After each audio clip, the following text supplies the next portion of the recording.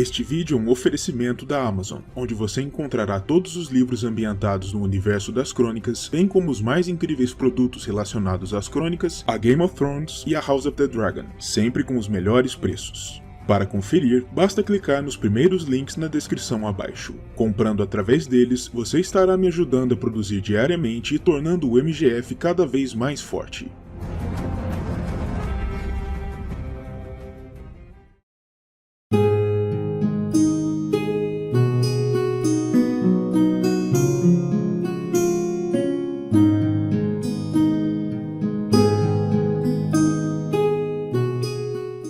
Laenor Velaryon nasceu em Derivamarca, a fortaleza sede de sua casa, no ano 94 após a conquista, como segundo filho no geral e único filho homem de Lord Corlys Velaryon, o senhor de sua casa, com sua senhora esposa, a princesa Rhaenys Targaryen.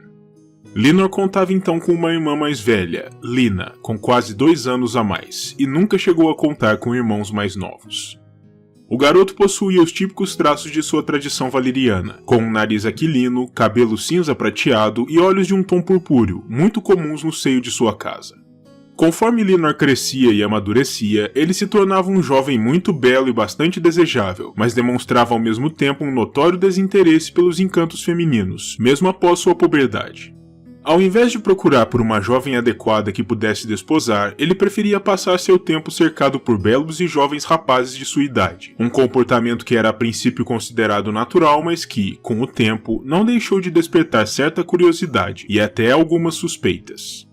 No ano 101 após a conquista, o último herdeiro homem direto em perspectiva para o rei Jaehaerys I veio a falecer, e o rei conclamou o gigantesco concílio a ser realizado em Harrenhal, nas terras fluviais, para decidir a questão sucessória, pois sua graça pressentia que sua hora se aproximava, e temia também que uma guerra pudesse romper pela sucessão, de acordo com os rumores que vinham de Derivamarca, dando conta de que Lord Corlys vinha reunindo sua frota de combate, disposto a defender os direitos de seu herdeiro se necessário fosse. Após muitas deliberações, os lords ali presentes chegaram a apenas 2 candidatos possíveis: o príncipe Viserys, filho do falecido príncipe Billan e neto de Jaehaerys, e o próprio Laenor, que por sua vez era bisneto do rei, sendo filho de Rhaenys, que era por sua vez neta do monarca. Os Velaryon, naturalmente, se sentiam ansiosos por aproveitar aquela chance única de colocar Laenor na linha sucessória ao trono, ainda mais ao se considerar que, anos antes, a própria Rhaenys havia colocado adiante sua pretensão, que fora bruscamente recusada por Jaehaerys por conta de seu sexo, já que o rei não desejava incluir mulheres em sua linha sucessória. Os Velaryon se utilizaram de todo o seu poder e persuasão e da famosa e afamada riqueza de sua casa para tentar angariar o máximo de apoio possível junto aos lords para Laenor, e até foram algo bem sucedidos, mas no fim da votação, foi Viserys o escolhido para assumir o título de Príncipe de Pedra do Dragão, com uma margem que diziam ser maior do que de 20 votos para 1, uma diferença humilhante e aviltante para os orgulhosos Velaryon, que não se esqueceriam daquele feito, ainda que a escolha não fosse necessariamente absurda na época, quando Laenor era um menino de 7 anos, ao passo que Viserys já contava 24. Os Velaryon contaram então com o apoio de casas poderosas, como os Stark, os Manderly, os Baratheon e os Blackwood, mas esse apoio de nada lhes valeu no final. Por outro lado, o ano de 101 não foi uma perda total para Laenor ou para sua casa, pois nessa mesma época, ele já havia recentemente clamado para si o dragão Seasmoke, uma jovem e ágil criatura, embora nunca tivessem voado juntos.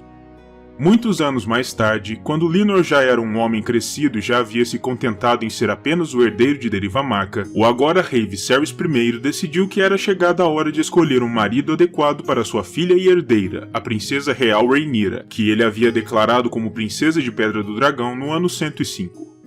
Diversos nomes foram colocados adiante, naturalmente, e o rei e seu conselho escolheram com muito cuidado, mas finalmente, depois de muito pensamento, o nome de Laenor foi o selecionado como marido para a princesa, algo que agradou a Lord Corlys e sua casa, pois tornaria o jovem um príncipe consorte, e ligaria os Velaryon de maneira mais próxima ao poder real, se Rhaenyra de fato viesse a assumir o trono.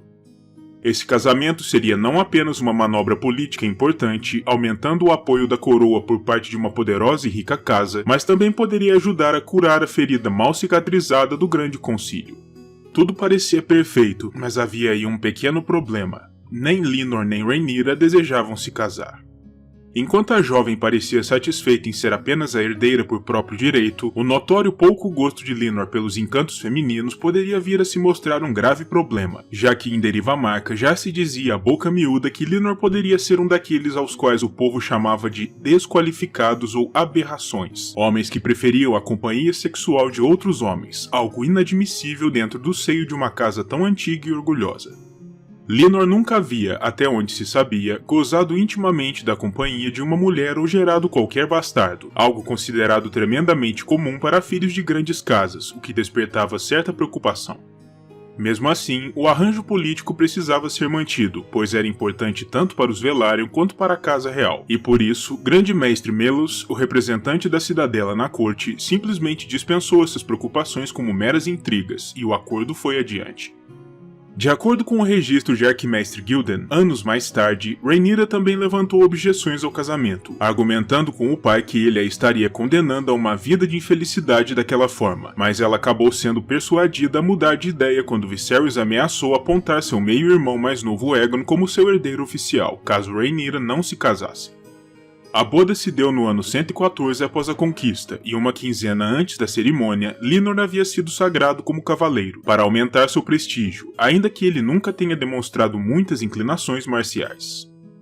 Durante o torneio organizado para celebrar o casamento, Sor Lenore deu seu favor ao seu combatente preferido do dia, Sir Joffrey Lonmouth, conhecido como o Cavaleiro dos Beijos, por conta de seu escudo, mas Lenore se viu desolado quando, pouco tempo depois, o cavaleiro foi mortalmente ferido em confronto contra Sir Criston Cole.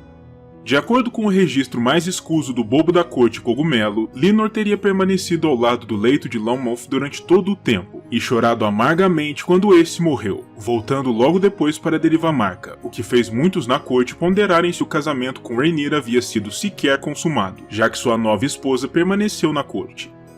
O comportamento de Lenore logo ensejou rumores de que Sir Joffrey não havia sido apenas um grande amigo de Lenore, mas sim um de seus amantes, e tal suspeita se avolumou ainda mais quando, pouco tempo depois, ele encontrou um novo favorito que ocupasse o papel deixado vago por Joffrey, Sir Carl Corey. O relacionamento entre os dois recém-casados era frio, para se dizer o mínimo, e eles passavam a maior parte do tempo separados, Rhaenyra em Porto Real e Lenore em Deriva Marca, exceto em momentos como eventos importantes, nos quais a presença do marido da princesa era esperada. Ainda assim, Rhaenyra logo anunciou à corte e ao reino sua primeira gravidez, para alívio geral de todos. A linhagem, afinal, estaria assegurada. Nos dias finais do ano 114 após a conquista, o primeiro filho do casal, o príncipe Jacaerys, nasceu. Lenore desejava nomeá-lo Joffrey, como uma homenagem póstuma ao seu amigo especial, mas ele foi desautorizado pelo próprio pai, que escolheu o nome do neto, um nome tradicional no seio da casa Velaryon.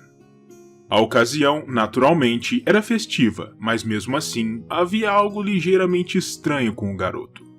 Tanto Lenore quanto Rhaenyra possuíam os traços típicos de sua ancestralidade valeriana, com olhos e cabelos claros, mas Jacaerys veio ao mundo com cabelos e olhos escuros, obviamente bastante distinto de ambos os pais. Contudo, esse pequeno detalhe passou despercebido naquele momento, devido ao caráter festivo da ocasião. No ano seguinte, chegou o segundo filho do casal, o príncipe Lucerys, e mais uma vez ele apresentava os traços errados, com cabelos e olhos escuros. Muito estranho. Isso começou a levantar suspeitas dentro da corte, pois ao se combinar o fato de Lenore e Rhaenyra passarem a maior parte do tempo separados, com o fato de seus filhos não se parecerem em nada com o pai, não seria difícil para uma pessoa mais cética ou cínica pressupor que a princesa vinha gozando da companhia alheia, por assim dizer. Uma afirmação feita à boca miúda, naturalmente, por se tratar afinal da herdeira ao trono. No entanto, uma pessoa que não tinha assim tantos escrúpulos era justamente a rival de Rhaenyra pelo poder, a rainha Alicent. Quando Lucerys foi apresentado à corte, logo depois de seu nascimento, ela comentou com Lenore, de forma mordaz, para que ele continuasse tentando, pois, cedo ou tarde, você talvez consiga um ou dois que se pareçam convosco. O comentário maldoso acabou por fazer efeito, pois, depois que Rhaenyra, furiosa e já não mais aguentando Alicent, decidiu retornar à Pedra do Dragão com os filhos e, mais importante ainda, com Sir Harwin Strong, que segundo os rumores era o verdadeiro pai dos meninos, Lenore passou a visitá-la frequentemente. No ano 117 após a conquista, Rhaenyra deu à luz o último dos filhos do casal, por assim dizer, o príncipe Joffrey, que dessa vez foi nomeado conforme Lynor desejava. Como Joffrey também possuía a mesma fisionomia dos irmãos mais velhos, os rumores sobre a paternidade dos meninos recomeçaram a circular e se tornaram ainda mais fortes. Lynor se sentia constrangido com tais rumores, pela questão da honra familiar, mas não havia muito que pudesse fazer quanto a eles. No ano 120 após a conquista, Lynor estava participando de uma feira na Vila das Especiarias, em Derivamarca, quando uma discussão com Sor Carl se iniciou. O bate-boca, supostamente motivado por ciúmes, rapidamente se tornou mortífero, quando ambos desembainharam suas espadas, e em pouco tempo, Sor Lynor Velaryon estava morto, assassinado pelo homem que muitos consideravam como seu amante. O corpo do cavaleiro foi recolhido por Lord Corlys, que ofereceu uma recompensa de 10.000 dragões de ouro a qualquer um que lhe levasse informações sobre o paradeiro de Sor Carl, que obviamente havia fugido da cena do crime, ou que pudesse levar o assassino à presença do Lorde. O funeral de Lynor foi realizado em Maré Alta, a espetacular fortaleza palaciana de seu pai, e o paradeiro final de seu corpo é desconhecido, embora presuma-se que ele tenha sido sepultado no mar, como era a tradição dentro de sua casa.